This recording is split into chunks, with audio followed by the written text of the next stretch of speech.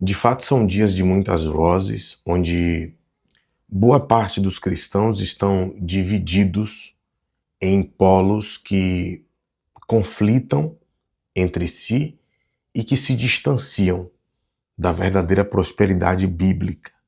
De um lado, nós temos aqueles que tornaram o dinheiro um ídolo, do outro lado, nós temos aqueles que fazem objeção à simples pronúncia da palavra prosperidade no reino de Deus. Tem aqueles que idolatraram o dinheiro e aqueles que rechaçam qualquer tipo de pregação sobre prosperidade. Eu estou com o meu planner aberto aqui para a gente conversar um pouco sobre esse assunto. Eu sou Hildomar Reis, você está no meu canal.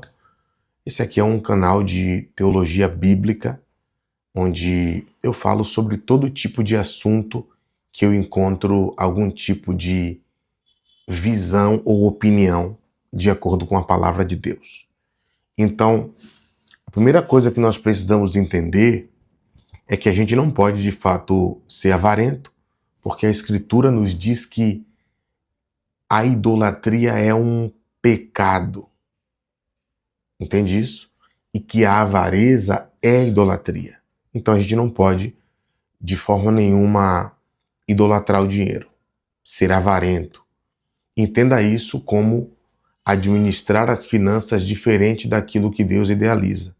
É dessa forma que eu denomino ou que eu caracterizo idolatria. Administração indevida, administração dos recursos de forma diferente daquela que Deus idealizou para que nós administrássemos.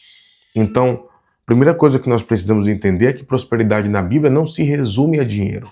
Dinheiro é uma das coisas, né? Dinheiro é um dos desdobramentos da prosperidade no reino de Deus e de acordo com a palavra de Deus, que é a Bíblia.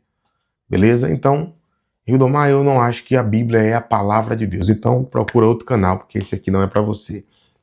Esse aqui é um canal onde eu acredito que a Bíblia é a palavra de Deus 100%, toda ela. Então aqui a gente acredita nisso. Se você não acredita, ganha teu rumo aí, procura outro lugar para você assistir vídeo, ok?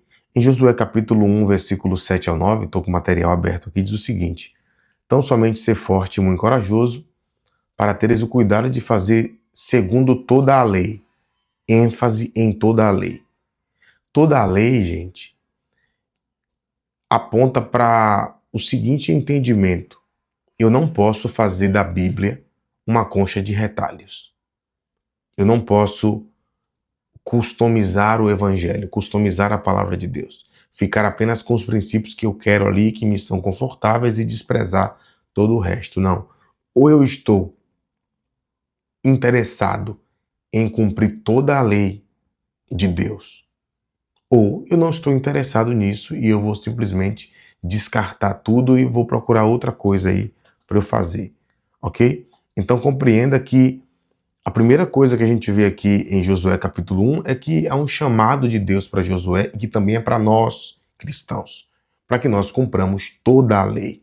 Obviamente, Cristo vem e causa algumas mudanças na lei de Deus para o período do Novo Testamento. Isso não significa que nenhum princípio do Antigo Testamento tem mais valor para nós. Não significa isso. Isso significa que boa parte dos princípios do Antigo Testamento, aqueles que são cerimoniais e que são civis, podem possuir outro tipo de aplicação, entende? Mas a lei moral toda permanece. E existem princípios que estão na palavra de Deus antes da lei mosaica. E que, por exemplo, a circuncisão, ela é antes da lei mosaica. Ela está durante a lei mosaica e pós a lei mosaica fica claro nas escrituras que não faz sentido fazer a circuncisão da carne. Bem como a gente vê que Deus descansa no 7º dia da sua criação. E ele estabelece esse princípio ainda na lei mosaica, mas que Paulo em Colossenses deixa claro que a gente não precisa guardar o sábado, né? São mandamentos ali que estavam antes da lei, durante a lei e que não estão mais presentes, né? Depois da lei de Moisés e agora na lei do Novo Testamento não permanecem. Isso não significa que todos os ritos que estão no Antigo Testamento, né, todos os princípios, na verdade, que estão no Antigo Testamento, ou até antes da lei de Moisés ali, né, que isso não tem mais valor para a gente. O que não tem mais prática no Novo Testamento, está claro no Novo Testamento que não tem mais prática, ok? Por exemplo, a lei civil caiu, Rildo. Caiu quando uma mulher pega em ato de adultério e Jesus não apedreja ela. A lei cerimonial caiu. Qual é a prova que a lei cerimonial caiu? Leia Hebreus que você vai ver. Entende? Mas a lei moral permanece, por exemplo, né? Então, é isso aí. Então entenda que alguém... Como é que se aplica esse texto aqui de Josué aos nossos dias? Toda a lei que nos é vigente precisa ser cumprida. Você não pode customizar a palavra de Deus, né? Customizar os mandamentos do reino de Deus ao seu bel prazer, não. Aí tá aqui. Dela não te desvie nem para a direita nem para a esquerda, para que seja bem sucedido por onde quer que andares. Não cesse de falar do livro desta lei, medita dia e noite, para que tenhas cuidado de fazer tudo quanto nele está escrito. Olha uma coisa interessante aqui. O cristão que está empenhado em obedecer toda a palavra de Deus, ele é um notável examinador das Escrituras. Ele examina dia e noite. Isso aqui implica na constância e na intensidade que esse alguém se debruça sobre as Escrituras, a fim de encontrar todo o estilo de vida que Deus requer de nós e pôr isso em prática. Entende isso? Essa pessoa se debruça dia e noite por quê? Para pôr em prática tudo o que nele está escrito. E a expressão então, essa expressão então, que diz assim, você vai meditar nela de noite para fazer tudo quanto nele está escrito. Então, o que é então? Então, ao meu ver aqui, se aplica ao princípio de causa e efeito. Deus estabeleceu regras, leis, princípios que fazem com que o mundo funcione, o mundo natural. Assim como ele também estabeleceu leis, princípios e regras que fazem com que o mundo espiritual ao qual nós pertencemos funcione e responda a nós. Então, existe, gente, uma maneira de você viver 50 anos de bênção, 50 anos de prosperidade, 50 anos de favor de Deus e parar de ficar oscilando. Tinha um tempo que era uma bênção, né? Que Deus me visitava e eu sentia a presença de Deus e era, obviamente, o tempo que você jejuava, orava, lia a Bíblia. Chegou um tempo que é uma escassez, eu não ouço a voz de Deus. Obviamente, você não pratica mais os princípios de disciplinas espirituais. Então, observe que causa e efeito é um princípio bíblico estabelecido pelo próprio Deus. Você faz tudo quanto na lei está escrito, então farás prosperar o teu caminho e serás bem-sucedido. Então veja que há uma promessa bíblica aqui, em Josué capítulo 1, que deixa claro que nós podemos ser bem-sucedidos por onde andarmos e no que fizermos e prosperarmos com base na obediência da palavra de Deus. Ok? Então, eu compreendo, eu preguei sobre isso lá na igreja, domingo eu preguei lá na igreja sobre isso. Ontem, o dia que eu estou gravando esse vídeo é segunda-feira. Então, eu preguei isso lá na igreja ontem, dizendo que eu entendo os princípios do reino de Deus como botões. Você aciona o botão e aquele botão, no tempo devido, vai te proporcionar algum tipo de resultado. Entende? Mas isso não é verdade de forma isolada. Porque você pode estar acionando um princípio específico e descumprindo deliberadamente outros princípios. Então você não vai ver o resultado desse aqui. Entende isso? Você precisa entender o que as minúcias da Escritura. Olha o que diz Salmo 1, verso 1, 2 e 3. Bem-aventurado o homem que não anda segundo o conselho de ímpio. Primeiro ponto que você tem que entender. Conselho de ímpio não é só aquilo que você ouve do ímpio. Conselho de ímpio é tudo aquilo que conflita com a verdade da palavra de Deus. E eu estou vendo muitos líderes que eu até considero gente boa. Um cara legal, um cara que anda ali uma vida correta, que é um exemplo, mas tem muita gente boa que está dando conselho de ímpio. Por que, Hiro, dando conselho de ímpio? Porque está ensinando baseado em interpretações equivocadas das Escrituras está ensinando coisas que conflitam com toda a verdade do Evangelho. Você entende isso? Então, o conselho de ímpio não é aquilo que vem apenas de quem é ímpio, de quem é pecador. Existe conselho de ímpio que está vindo de cristão, de gente que está no reino de Deus. Se alguém te dá uma opinião, e essa opinião, esse conselho, esse ensinamento está conflitando com a palavra, né, se opõe, contradiz a verdade do Evangelho, tem alguma coisa errada. Rildo, dá um exemplo aí. Por exemplo, eu vi um irmão pregando um dia desse que existe, ele pregando, eu sou crente, mas eu sou igual a Pedro, irmão. Eu já vou com a espada ali e eu sou igual a Pedro, eu sou papufo, eu recebo aqui e já devolvo. Bom, isso é o Pedro que Jesus chamou de Satanás e pedra de tropeço. Esse não é o Pedro nascido de novo e cheio do Espírito Santo que aparece ali a partir de Atos 2 em diante.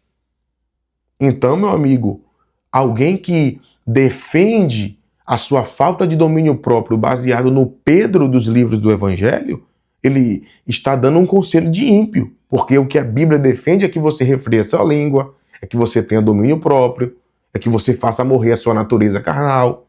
Entende isso? Então, a gente precisa ter cuidado aí. O crente bem-aventurado, ele não anda segundo o conselho de ímpio, ele não se move diferente da Escritura, ok? Não se detém no caminho de pecadores. O que é se deter no caminho de pecadores? A gente vai ver em 1 João capítulo 2, em Gálatas capítulo 6, a gente vai ver em 1 João capítulo 3, a gente vai ver em Mateus capítulo 18. Eu estou citando textos aqui que você deveria estar vasculhando aí na sua Bíblia, ok? Para ver se é verdade. Existem diversos textos nas Escrituras que nos deixam claro que nós não temos nenhuma autorização para desenvolver uma vida contínua de pecado deliberado. Então, o que é se deter no caminho dos pecadores? É viver como os pecadores vivem, uma vez que nós somos justos, nascidos de novo, santificados pelo sangue de Cristo. Nós não podemos nos deter no caminho dos pecadores. Entende? O pecado na vida do cristão deve ser ocasional. E embora em 1 João capítulo 1 ele deixe claro que aquele que diz que não comete nenhum pecado é mentiroso, no capítulo 2 e no capítulo 3, João segue dizendo que não é por isso que nós devemos viver uma vida de pecado. Entende? Eu peco, obviamente, sim, cometo falhas, faço coisas que a Escritura reprova, mas eu não desenvolvo disso o meu estilo de vida. Quando eu percebo que eu pisei fora da linha, que eu errei o alvo, eu me arrependo e corrijo a minha rota. Não permaneço naquele estilo de vida.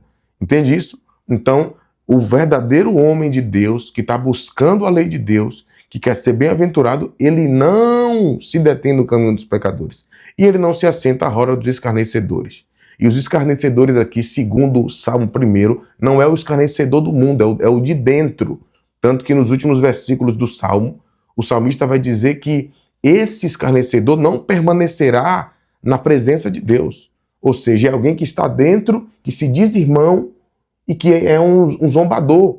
Por que ele é um zombador? Por que ele é um escarnecedor? Porque ele se diz irmão e vive quebrando os princípios da palavra de Deus. O salmista nos diz aqui para a gente não se assentar na roda dos escarnecedores, para que a gente seja bem-aventurado. Em 1 Coríntios capítulo 5, o apóstolo Paulo nos ensina o quê? Lá nos últimos versículos. Que a gente não deveria nem sentar na mesa para comer com alguém que se diz crente e vive em pecado, porque esse alguém é zombador. Em Gálatas capítulo 6, se não me falha a memória, o apóstolo Paulo também diz, de Deus não se zomba, e ele está escrevendo para uma igreja. Entende? Então o verdadeiro zombador, que a Bíblia reprova aqui no Salmo 1, que a gente deve se distanciar, é aquele que se diz cristão, que é uma pessoa que anda em pecado deliberado, né? Qualquer tipo de pecado deliberado, por exemplo. Então, observe o que é que faz com que essa pessoa não ande no conselho dos ímpios, não se detenha no caminho dos pecadores e nem se assenta na roda dos escarnecedores. Versículo 2, verso 2. É porque antes o seu desejo está em praticar a lei de Deus. Antes. Entende isso? Ele não faz essas três coisas porque o seu desejo é praticar a lei de Deus. Quando o texto diz o seu prazer está na lei do Senhor, a palavra prazer aqui no hebraico é desejo. O seu desejo é obedecer a Deus. E quem deseja obedecer a Deus não segue o conselho de ímpio, não se detém no caminho de pecadores e não se assenta na roda dos escarnecedores. E eu já expliquei aqui o que é cada uma dessas três coisas. Você deveria anotar, ok? O seu prazer está na lei do Senhor e na sua lei medita de dia e de noite. Alguém que tem o seu prazer em obedecer à lei de Deus, alguém que anela por obedecer à lei do Senhor, ele medita, ele se debruça sobre a palavra de Deus, de dia e de noite. O que é que vai acontecer com essa pessoa? Plantado junto à corrente das águas, é como uma árvore plantada junto à corrente das águas, e que vai dar o fruto no devido tempo. Então a prosperidade no reino de Deus não é imediata. Ela requer um tempo de plantio, de regar e de esperar o tempo de frutificar.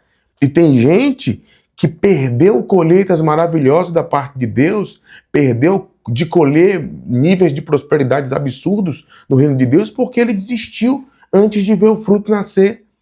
Entende isso? Ele desistiu. E o apóstolo Paulo diz em Gálatas 6, não desanimarmos. Nós não podemos desanimar se nós quisermos colher. Ao seu tempo, no devido tempo, nós iremos colher. Então, a pessoa que quer entender como é a prosperidade no reino de Deus, ele precisa compreender que ele precisa ter o seu prazer na lei do Senhor. Se ele tem o prazer na lei do Senhor, se o desejo dele é agradar a Deus, ele não vai seguir conselho de ímpio, não vai viver em pecado e não vai se relacionar, se associar a pessoas que se dizem irmãos e que são quebradores de princípios deliberados, irmãos.